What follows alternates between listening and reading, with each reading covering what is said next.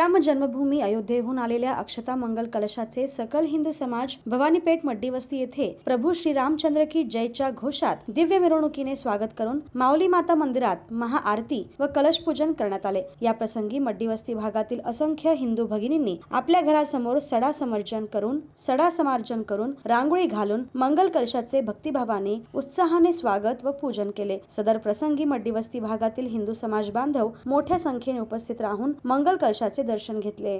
आज मड्डीवस्ती या ठिकाणी माऊली चौकामध्ये माऊली मंडळाच्या वतीने जे कलश पूजन करण्यात आले त्यामध्ये सर्व हिंदू बांधवांनी सहभाग घेतला।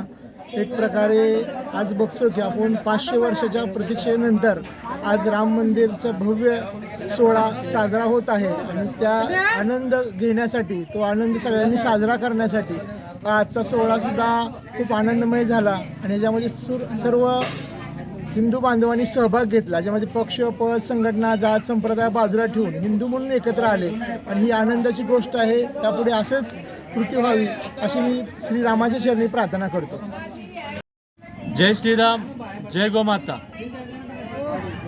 प्रभू श्रीराम मंदिर अयोध्या येथील मंगल कलश भवानीपेठ मड्डीवस्ती येथील भागात माऊली प्रतिष्ठानतर्फे भव्य दिव्य अशी शोभायात्रा काढण्यात आली।